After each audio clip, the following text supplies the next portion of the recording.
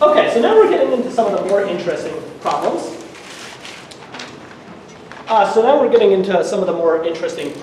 And the first one was the image compression problem. So this is kind of a neat problem, I think. I mean, I think it's a very nice problem. So basically the idea is you have like an image, like say it's a grayscale image for simplicity. And so you have this like grid, but as you'll see, like the grid really like doesn't matter, actually. The fact that it's a grid really doesn't matter. So it basically just has a bunch of pixel values, and every value, like maybe 0 is like black, and 255 is completely white. And there can be like other shades of gray in between. So the image will have like some values, like every cell will be populated with a number from 0 to 255. And if you think about it, like how will that image be represented in say like a bitmask format, or bitmap.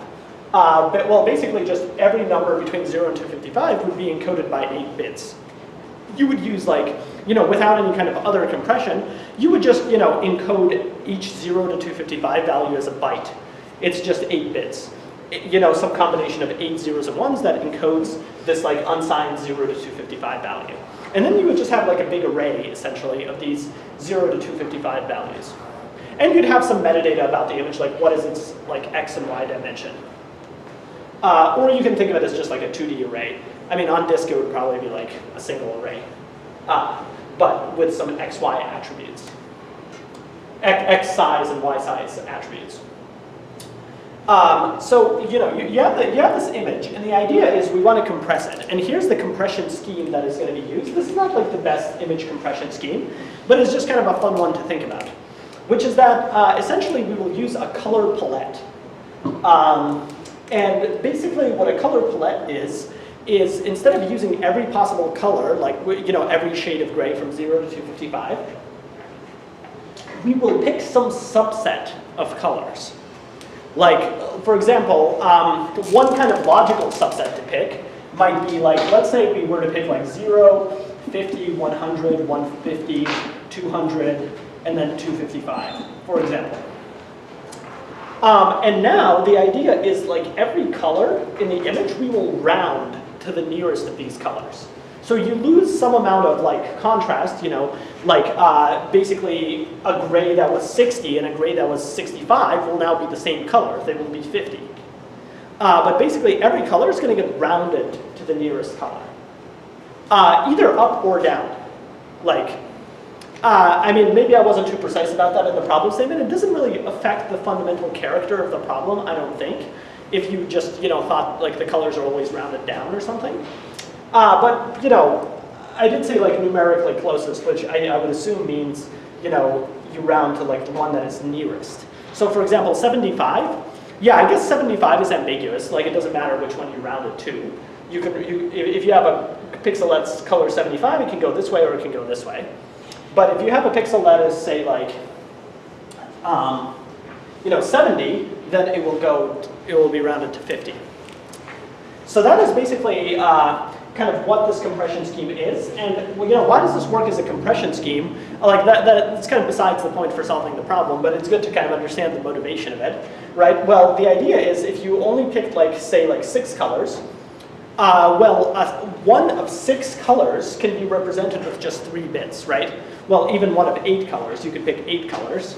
And then, if you have 8 colors, you can just represent every pixel by a 3-bit sequence that encodes which of the 8 colors it is. And then you can just store what the 8 colors were at the kind of like the global image level. At which point it consumes like negligible space because the big like consumption of space here is the encoding for each pixel, right?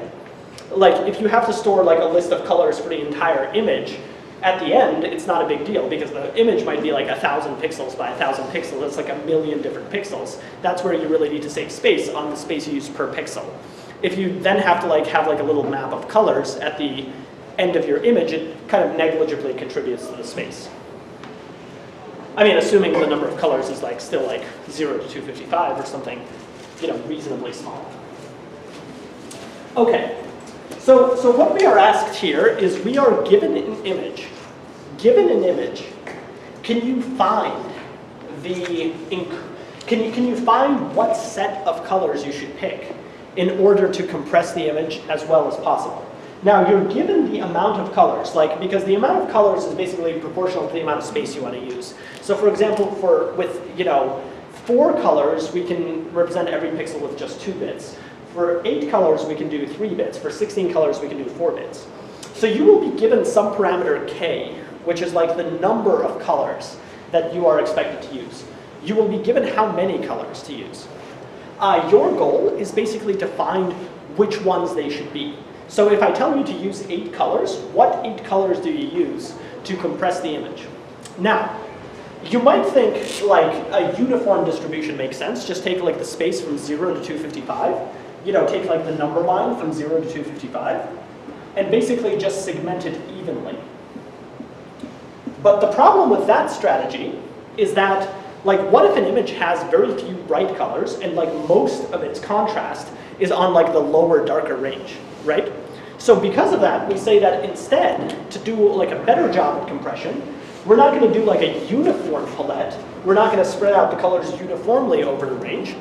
Instead, we will basically seek to minimize almost kind of like an ML-looking, there's no ML here, but it's like an ML-looking cost function.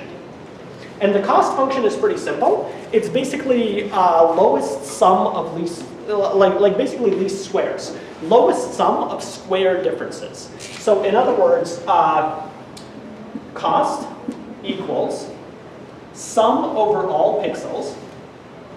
This symbol just means sum. Don't immediately think this problem is hard because it has a math symbol. Over all pixels. This is just the sum over all pixels of the image of, and this is a pretty simple equation. We will take the square of the difference between the actual pixel color before compression minus the compressed color. And so essentially that means that you are kind of increasingly penalized with larger differences here. So just to understand why you would use a square function, well, because it's always positive, right?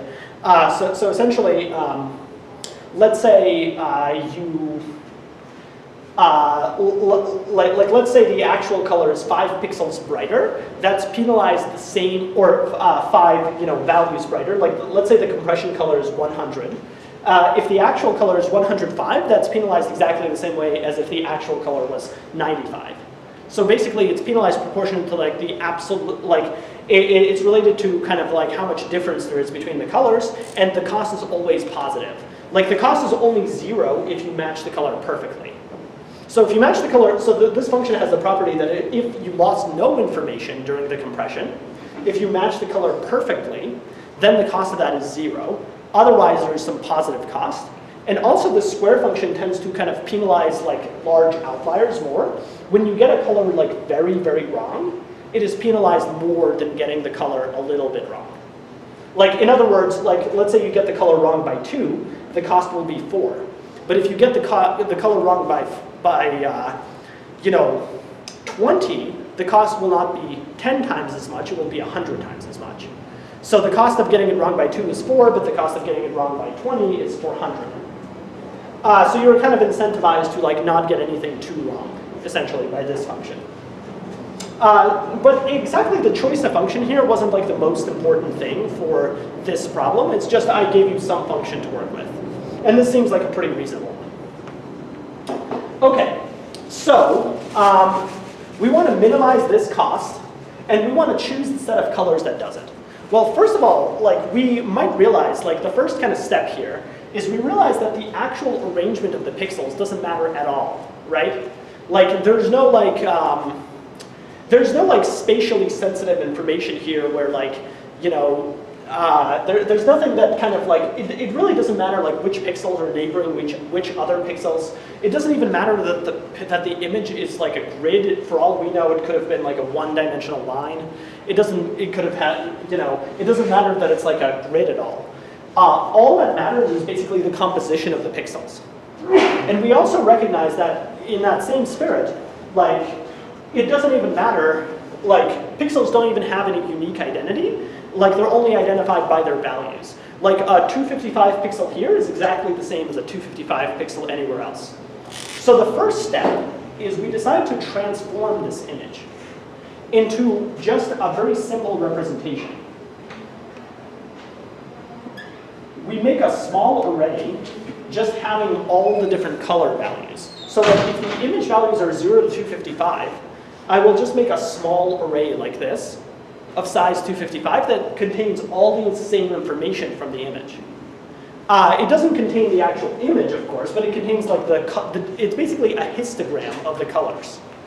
Essentially, like in each one of these, here in array n, we will put, or array, x or whatever, we will put count of pixels with value x.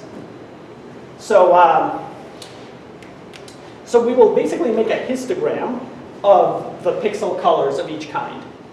We will count how many do we have that is 0, how many do we have that is 1, how many do we have that is 2, all the way to 255. So of course this more makes sense when the number of colors is small. I mean, if the number of colors is not small, we could think about storing it as a sparse vector, like in other words, only storing the entries that have a value. But primarily for this problem, you were supposed to think that like the total number of different colors is like relatively small, like say small compared to like the original size of the image. So here we go. Like we can represent the image as this kind of just like vector, from like just having a value for each pixel value from 0 to 255. Okay. Now we're also given this parameter k, right, which is how many colors we want to find. Oh, okay. So now now we're getting ready to set this up as a dynamic programming problem. So the idea is we basically want to go. We have this vector, and we have like some counts here. Like each entry has like some count. And what we want to do is we basically want to go through each of these in turn, and for each of these, it'll be kind of like almost like the knapsack problem paradigm, where remember in the knapsack problem we kind of went through and we said for each one, like, okay, do we put this one in the knapsack or no? Do we put this one in the knapsack or no? Let's use the same paradigm here. So basically we'll start at pixel 0, and for every pixel we will ask, should we take this one or no? Should we take this one or no? And okay, so let's write a function. So here's our function. So the first thing we have to ask is like, what parameters will this function have? Because like basically, what do we need to pass in this function in order to capture all of the relevant history? Like what history does this function need to know? Basically, remember the goal is whatever parameters you put in here, it's kind of like whatever information you need to know what the optimal value is from the current point where you are in the problem to the end of the problem. So one thing that clearly captures the state of where I am in this problem is this index I. I need to know like which index I am currently looking at in this array, right? Because the solution with minimum cost going to the end will be different depending on whether I'm here or whether I'm still back here. Like obviously it will cost me probably more to solve the problem from the beginning than it will only to like finish up some little part of the problem when I'm already most of the way through. So I need to know the index, but simply knowing the index is not enough here, right? Because I can't just say like, okay, I'm at color 100, go, what is the best possible value? Right? Because what's missing here? Well, part of the problem statement is missing, right? We have to know how many more colors we need to take. So one parameter that we will clearly have to pass is like this k parameter, which is like how many colors do we have left, right? Maybe I should use like a different letter. Let's use C. C is like for how many colors we have left. So okay, so we need this parameter of how many colors we have left, and we need this index. Do we need anything more? Well, that may depend on like how we actually, that may sort of depend, right? Because that may depend on how we write the recursion. Because at least at this point, it's like a well-defined problem. If we know that, like, if I know that I'm at currently this position, and I also know that, like, you know, I have 3 colors left, at least it's like a well-defined problem to say, like, what is the minimum cost? Like, if you know, you only look at this part of the array, because I'm at some index here, and I say, let's say I have 3 colors left, it's a well-defined problem to say, like, what is the minimum cost of that?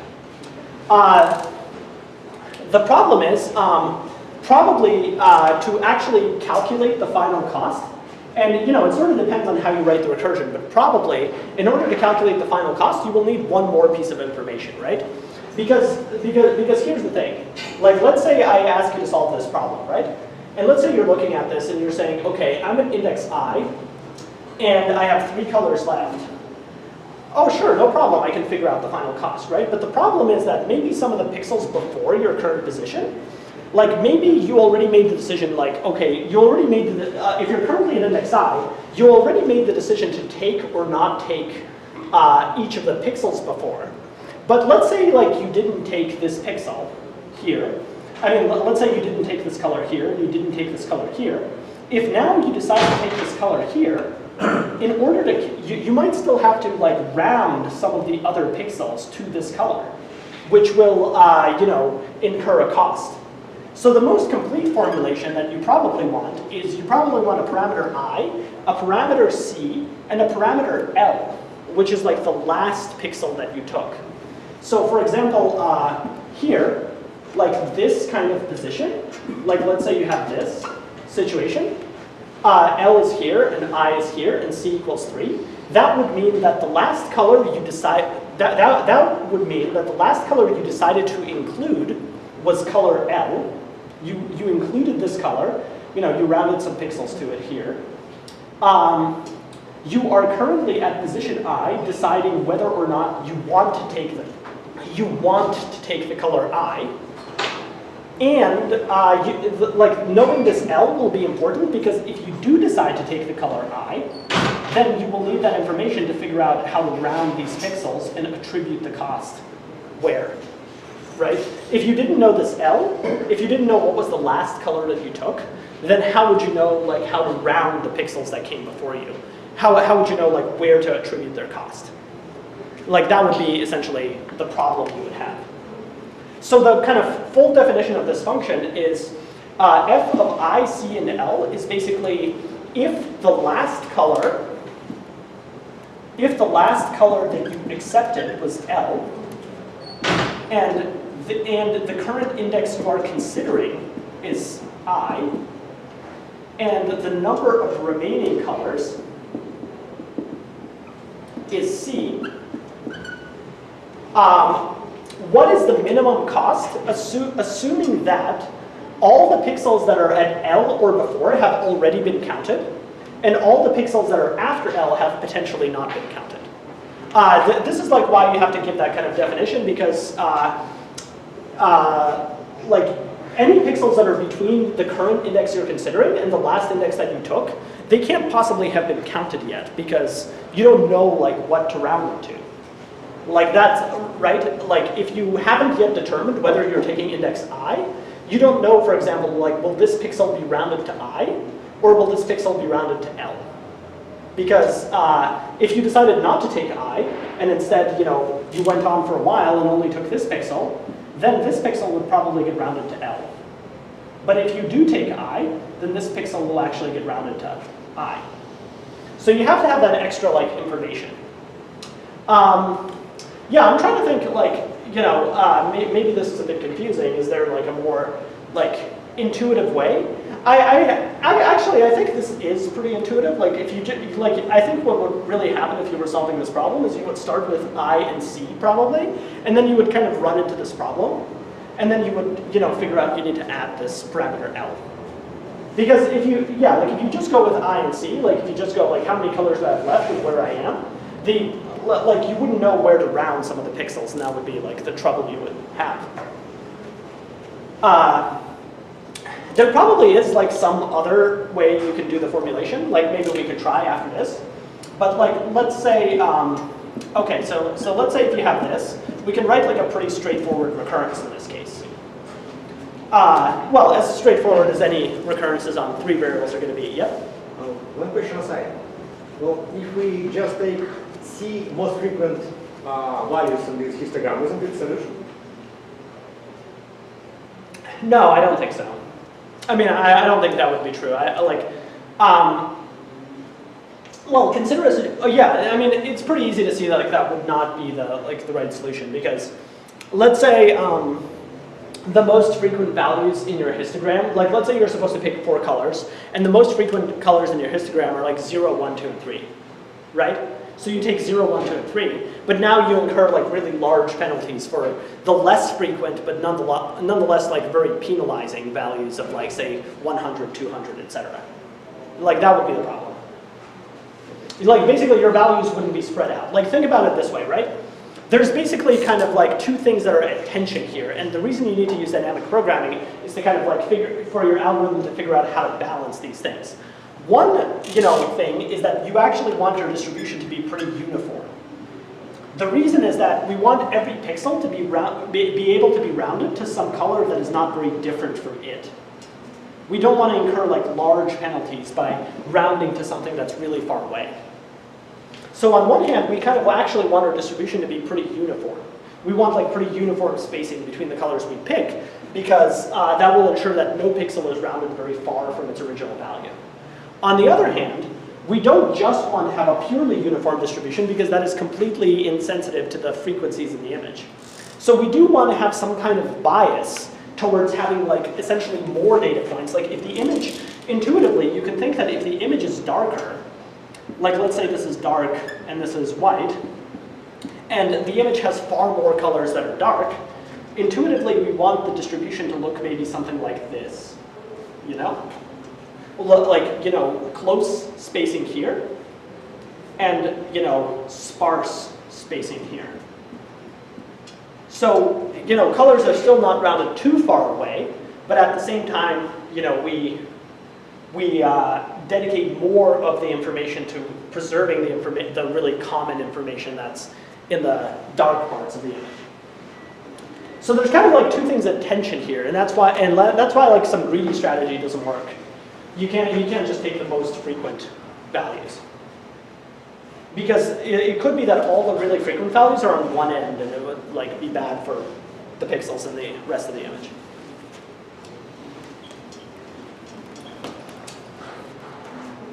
Okay, so dynamic programming will basically help us find the optimal solution. So, given the current index that we're considering, given a last color that we chose, and given C a current index, how can we proceed here? Well, I guess what we will have to do is, well, basically for the current pixel, we have to decide to include it or no, right? So basically, so basically this will be a min. We will take a min of 2 choices here. This will be min of 2 different items. Why min? Because we want to minimize the cost, right? So if we have 2 choices, we will basically try both choices and see which one has the lower cost. This represents the cost. Like this is a cost of this situation. So we will take 2 choices, and we will take a bin of them. And so our first choice is basically for this pixel, we just have to decide, for the current pixel I, we have to decide, do we take this pixel or no? So the first choice is yes, well, let's say first choice is no, we don't take the pixel. That is a very simple case. If we don't take the pixel, we have the same last color, we have the same number of colors remaining, and we just advance the current index by 1. And we don't incur any cost, because if we don't take this current pixel, the number of pixels between L and I+1 that we'll have to, or the number of pixels between L and the current index that have not yet been assigned you know, a cost, like that value grows, but that will be billed later. Since we're not choosing a color right now, there are no more pixels that are like getting a cost right this moment. So here it will just be like very simple, this. Okay, and then we will also need, you know, to consider the possibility that we do take this pixel. This is the more complicated case, right? So let's say we do decide to take this pixel. Well, first of all, okay, f will advance to I plus 1 with one fewer color. And what will the last pixel be? Well, the last pixel will now be I, right? Because we decided to take pixel I, and so we've advanced to I plus 1. The last pixel is I, and the color is minus 1. But then additionally, because we took this pixel, because we just took this pixel I, we are now ready to round the colors between L and I and ascribe a cost to them. And so here we will need to have basically some kind of, you know, right now I'll just call it cost of L to I. And so cost of L to I is basically if L and I are two colors and nothing that we've decided to take and nothing between them is taken, what is like the total cost of everything in between? So like you know, to give an example, right? Like if let's say, so let's say this is some, let's say this is some color we chose, and this is some color we chose, and we have 3 of this pixel, and we have 6 of this pixel, and we have 9 of this pixel, right? The cost here, it doesn't matter what the count here is, like maybe the count here is 10, it doesn't matter, and the count here is 15, it doesn't matter. Why doesn't it matter? Because if we chose this color, then the cost for all of these 15 pixels is 0. Because actual color minus compression color will be perfect here. If some color in the original image is the same color as one of the chosen colors, that color, you know, that color doesn't incur any cost because this will be 0. And same here. Now this, you know, the 3 pixels that are here will be rounded to this, right? Each incurring a cost of 1. So this will be 3 times 1. This one will be rounded either here or here, it doesn't matter. It will incur a cost of 2 squared, which is 4, for each one. Let's say it's rounded here, it doesn't matter where. So this one will cost us 2 squared times 6. So that will be 24. And finally, this 9 will be rounded here at a cost of 1 each, so that's 9. And so the total cost here will be 3 plus 24 plus 9. Which is 36. So that's just kind of an example of like what this cost function means here. Well, okay, I'm kind of using the same name. This is like, you know, okay, we'll call it like cost range. This is the cost of a range, where like these are 2 colors that you take, and you calculate the cost of everything in between them, assuming there's no other colors in between. All right, and so one way to calculate this is obviously by like a simple loop, right? You can just like loop through from L to I and calculate these squares. Right, easy enough to do. Okay, so basically the recurrence will just be something like this. Now, this is like the general recurrence. Like there's not much more to it than this.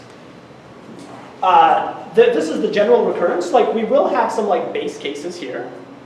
So what will the base cases be? Well, first of all,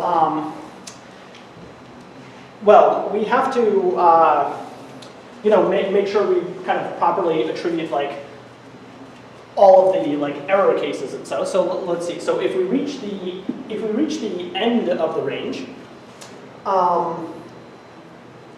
so I guess yeah, if we reach the if we reach the end of the range and we have not used all of our colors, like if I is, you know, 1 higher than the maximum color, and our number of colors is not 0, our number of remaining colors is not 0, then we haven't fulfilled the conditions of the problem. And I guess in that case, we should return a cost of like positive infinity. So we will never choose that option. Like that means that if ever, we have the choice between something that leads to like an illegal situation where you have not, fulfilled the number of colors you need, and something that does fulfill it, for example, you will always choose the option that does fulfill it, because the cost of like having an illegal solution will be positive infinity. So in our base cases, we need to put like all the situations where we get an illegal solution. So illegal solution is mostly like you have not satisfied your number. You're out of indexes, but you have not satisfied your number of colors. So give that a value of positive infinity. And then, if your index is at the end, if your index is like now 1 past this one, and you have 0 colors, then you've satisfied all your conditions and you're at the end. And at that point, your cost is basically just, it's not actually 0. Because you have to make sure you attribute any final pixels, right? Because like, let's say we were supposed to choose like 2 colors here, right? Let's say we were supposed to choose 2 colors, and we already chose these 2. And now, now this one is L, and now we keep iterating, and now we are at the final pixel. Like this is at the end. So I is now at the end. So here we actually need to calculate this. We actually need to calculate, the rounding of these pixels. So we need like a little cost range from L to end. So we'll have to have like cost range of like L to end as the base case for this one. Alternatively, you can do this some other way. You can do it that like, you can do a base case where if you are somewhere, like let's say you are here, and you have 0 colors remaining, then that's the base case. You can do that too. You can make a base case for 0 colors. That's probably how I would go about it. I would probably say if at any point you have 0 colors remaining, immediately round all the remaining pixels to L. Do calculation of cost range L to end, and return that value. So, let's put these cases down.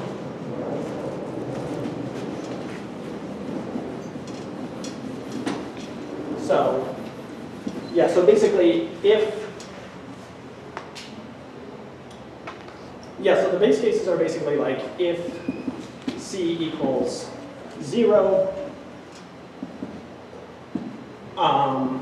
if there are no remaining colors, then we need to just return cost range from L to N. So this cost range function will allow for the maximum index that can be passed to it is 1 beyond the end. So that you can do things like this. So if you have no remaining colors, you basically, it just means like you were in this kind of situation, you picked your last color here, this is L, and now you just have to round all of these to L because you're at the end and you have no more colors to go. And then like if this hasn't happened, but I, is, N, then return positive infinity, because you have failed if you have this situation. Like if this condition didn't happen, but you are also at the end, you still have more than you still have some colors to assign, then it's an illegal solution, and you should return that. Okay, but anyway, those are like the core base cases. But the overall equation is just something like this. So what's the time complexity of this? I guess for the easy problems, we didn't calculate the time complexities because they just have kind of like the absolute, the easy problems from before in our discussion, they have like a straightforward time complexity analysis, just like order n or order mn. This one is kind of like more worth it to, really look at the time complexity, because what is it actually? So how do we calculate the time complexity of the dynamic programming solution again? Do people remember how to do that? Hopefully you do. What is it?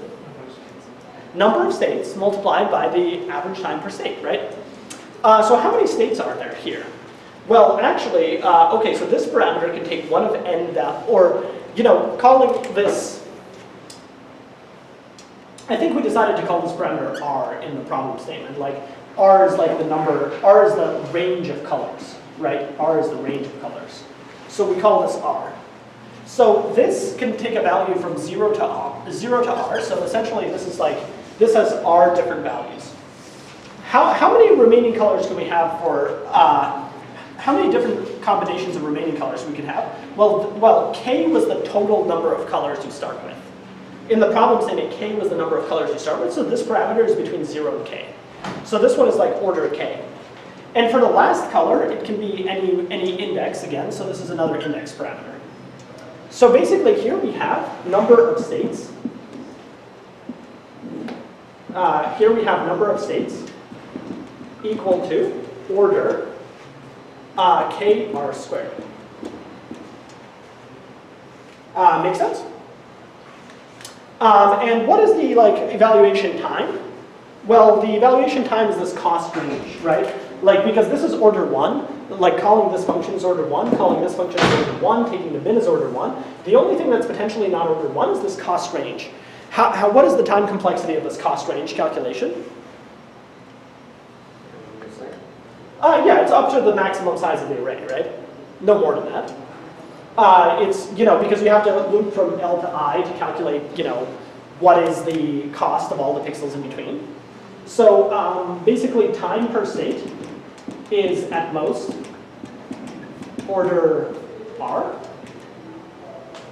And so total is the product of these, right? And you get k r cubed. So, this is a very nice solution. If you were able to find this solution, congratulations. This is a very nice problem to, be able to say you've solved. So if you got this kr cubed solution, that's very nice. But we can actually further improve the time complexity of this. We can get it to kr squared. And the key will be, is we will manage to reduce this to order 1. And then we can just get r squared here. Because if this call evaluates in order 1. And how do we get this call to evaluate in order 1? Well, the idea is just pre-compute all the possibilities. Because see, this is just pairs of indices, right? So there's only n squared distinct values there. So if we can pre-compute them in this time or better, then we have something good.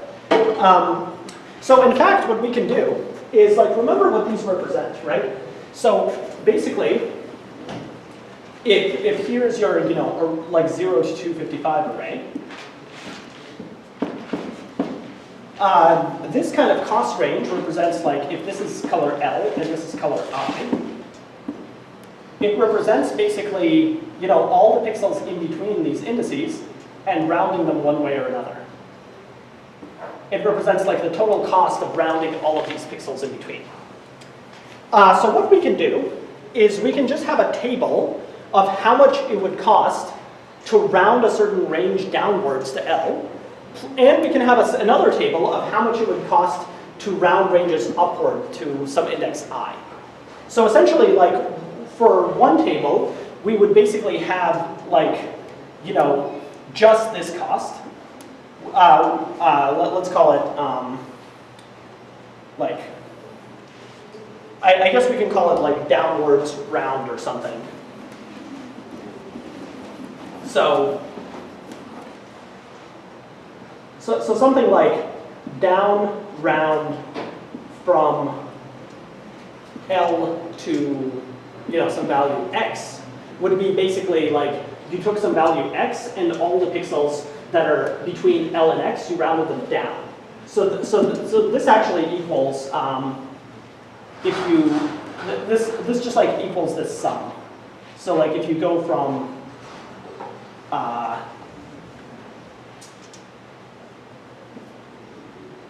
well, okay, I have to give names to everything. So let's say this is A. This is your histogram array. So this is basically the count of how many you have in each color.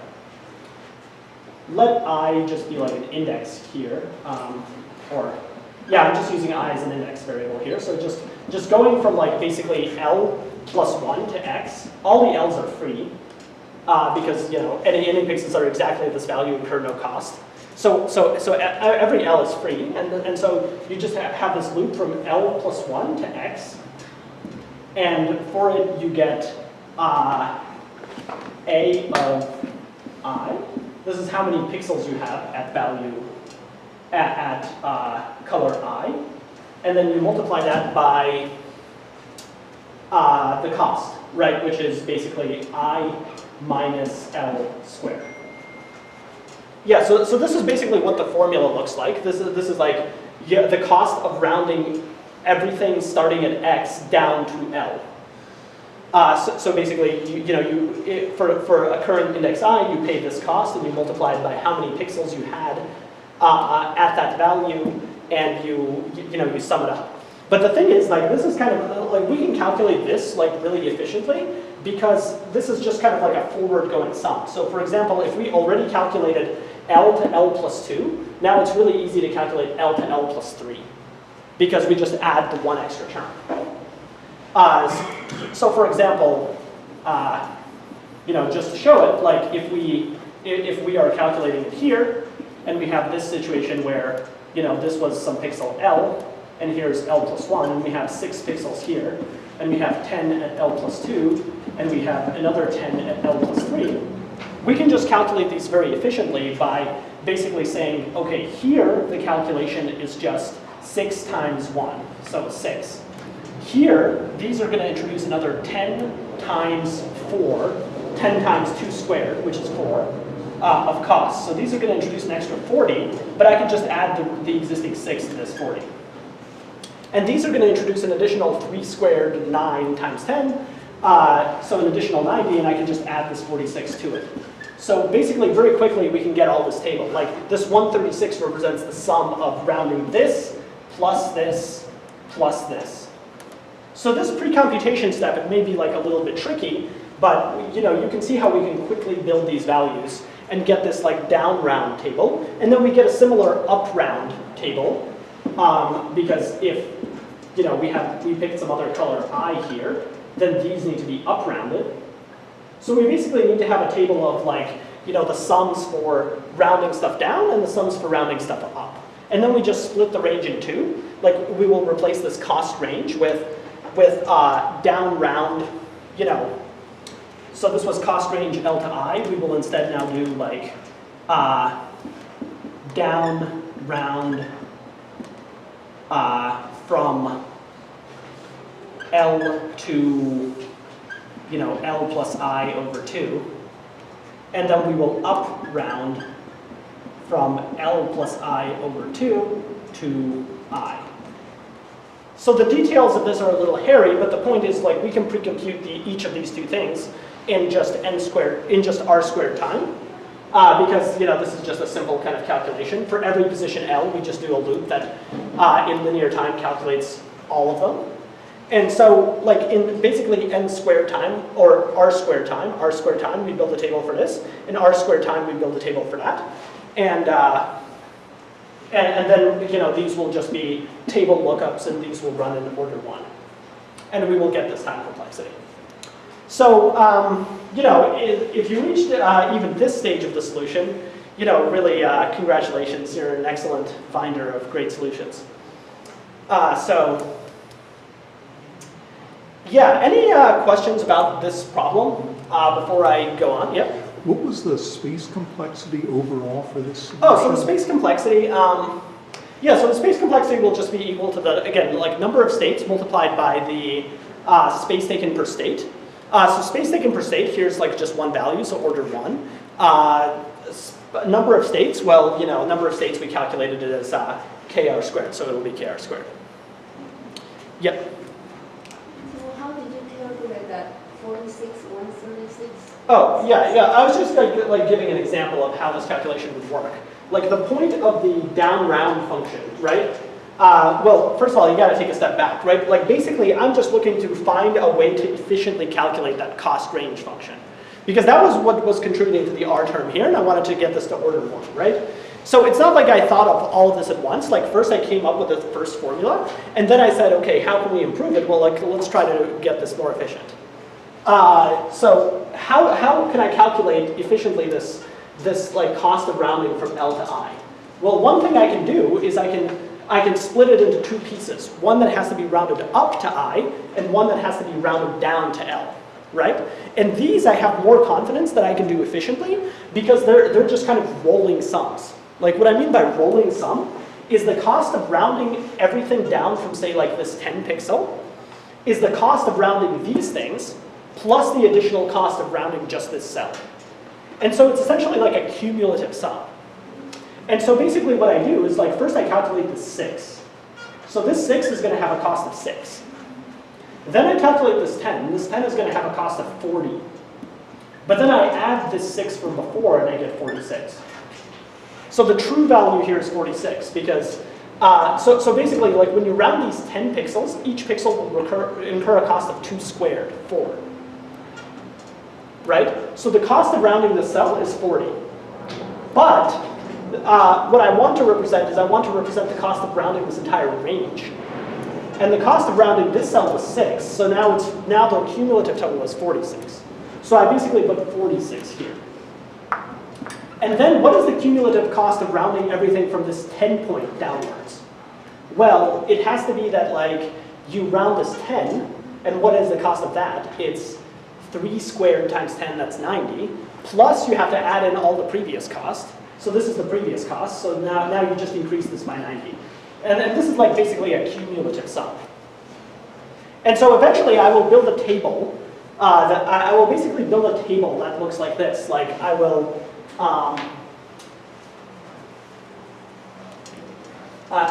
basically do this. I will build a table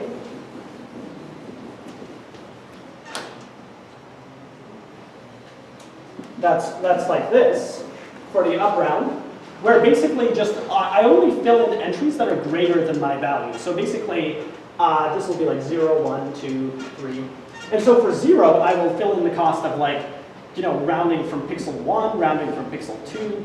You know, I will put some value here. I will put values like all along here. And then for 1, I will only fill in like basically, you know, these. And so if I'm at some value L here, I will only fill in values that are like greater than L plus 1. So you know, I will fill in like here, here, and here. And basically what this is represent, and how will I fill it in is I will just start the loop at L plus 1. I will fill in this value, then I will calculate the cost of this, and I will like add in like this previous cost so that I can get the cumulative value. Like basically these values will, if this was L, these values would go here. Like if this is L, and this is L, and this is L plus 1, then these values would go here, like 6, 46, 136, and so on. This is like L plus 2, L plus 3, for like some L. And you know, and what I'm doing here is just, you know, kind of populating this table, and then when it comes time to get them, I will just use these indexes to look up in the table. So it's just creating like a table lookup for these different values.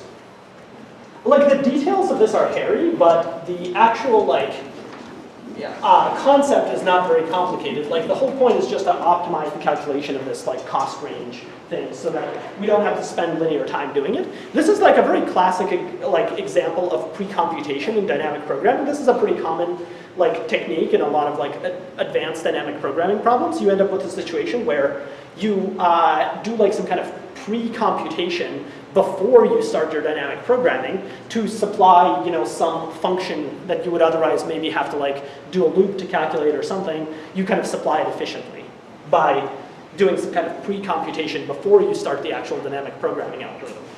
So first we pre-compute the tables for this like down round and up round, and then we start the dynamic programming algorithm. Yeah, apologies if that wasn't clear. Like, yeah, like we first pre-compute, then we start like the dynamic programming algorithm.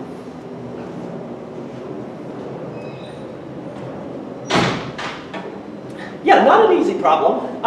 You know, by the way, they're not like arranged in the hard section. They're not arranged in order of difficulty. I'm not necessarily saying that problem 4 is any harder than this one. But yeah. You know, a challenging problem. Congratulations to like you know, anyone who got it, even for the first, you know, KR cubed solution. I mean, another thing you could look into for this problem is like you could look at whether it might be possible to write the function like this, that you could maybe use less space if you didn't have this like last function, last color parameter. Maybe you could find some formulation in this too, but if you did, it wouldn't be able to be something simple like this. It would probably like surely have to be like some sum of things. There would be like some, you know, you would have to have some like looping over multiple possibilities, probably. Because, yeah, we can maybe try to define it as like, you know, you are at index I, and you have C remaining colors, and additionally, well, or, okay, oh, okay, I mean, maybe what we can do is, we can define it as, see, the problem is we have to know how to take into account the pixels that haven't been rounded yet. So to eliminate that consideration, the way I can think of eliminating it, eliminating that sort of like history parameter of L, which captures something about like your past history that allows you to solve the problem, right? Is we can just kind of make it a condition of the function definition that I is an index that immediately follows a rounded pixel. So like in other words, if we are currently at I, it's because we actually captured index I minus 1. Like I minus 1 is basically a taken color. So if I minus 1 is a taken color, then, you know, then we don't need this history parameter because then we know what is the, you know, what is the color. And then here, what we would have to do is instead of just considering like, do we take I or not, we would kind of loop over all of the remaining forward indexes and we would decide which one to take next. Like basically our state would be that the last index we took is, or actually it's probably more straightforward not to think of it as an index. Actually, let's eliminate I from the equation rather. Let's think of it like this, right? We can think of it as L and C. Let L be the last pixel that we took. This is L. And let C be the number of colors remaining from that point. And now the way we will frame it is we have to pick a color that is forward from L. So we will loop over every possibility, you know, consider every possible, you know, we will call it I again, and consider every possible I, and we will write some equation like this, that it is the min of f of, you know, this is the min over all I greater than L, all possible indexes greater than L, of f of I, C minus 1, essentially, plus some cost range. So this is actually a little more, this is maybe actually a little bit more elegant, and because it avoids one parameter, which means you're going to save on space. You can do it some way like this. So the time complexity will be the same here, because you know, while you will now only have R, C, you know, RK states. You will only have order RK states, but you will actually be able to you will have the same time complexity because this is a loop. So now we're basically saying that your actual history is just the last color and the number of colors you have remaining. And now to find your next color, you will loop over all the remaining colors. And so you will do this min, like best choice over all of the possible next choices, which is, you know, now it's not just 2, it's, you know, any number. And you will, you know, do this formula. So like once you find an index I to pick, you will pick it, and then you will have one color less, and you will at that point add these pixels. And so for example, if I pick I will round all of these pixels, and now my L will advance. My L will advance to I. My new L will be here if I pick this next value. And I will round all of these pixels, that's this cost range, and I will pay for it. And that will be the formulation of the function. That's another way to do it. Here we can, you know, use less space. Yep. Well, when you call it very first time, what passes L? Huh? when it's called very first time, what is passed as L? Oh, good question. We can, yeah, that's a good question. So we have to do something special if we go with this formulation. Well, even if we go with this formulation, really, we do have to like give some like special starting conditions for the beginning, right? Because in the beginning, we don't have like a past pixel to round to. One way we can maybe do it is we can just think of L as like some, well, we can just kind of have like a special value for L. Like if L is -1, then we essentially consider, then that essentially means that when we do the rounding, everything will get rounded to, you know, the first choice that we made. Think of the initial L as some like very large negative number, which basically means that like, you know, if you have a pixel here, if you have like some pixel here, it will definitely get rounded to this first choice rather than getting rounded like somewhere very negative on the number line. You can, you know, maybe think of it that way. So yeah, we can basically supply like a special marker value for L that will take care of that. That will just basically say like you don't really have a last L. Yeah, yeah, like if you were to code this, you would actually have to like take that into account. It's not terribly hard to take into account. You can just like as long as you've made sure that these functions can be all right when they accept that, and maybe you've like yeah, as long as these functions are all right when you accept that here, and you just make L some like really large negative number, it works.